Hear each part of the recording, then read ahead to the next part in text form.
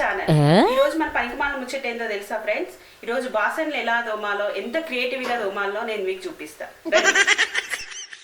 బాసన్లు ఎట్లా దోమాలో నేను చూపిస్తా.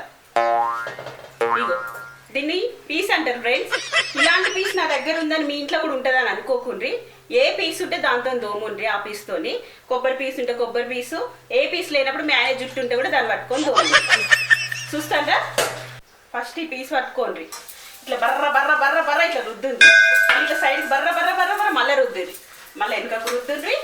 మళ్ళీ బర్ర బర్ర మళ్ళీ రుద్దుంది. మళ్ళీ ముందుకు రుద్దుంది. ఇప్పుడు ఏం చేయాలి ఫ్రెండ్స్? ఈ పీస్ ఉంటుంది కదా, ఈ పీస్ ఈ గిన్నెలు వేసి ఫస్ట్ నలిపాలి.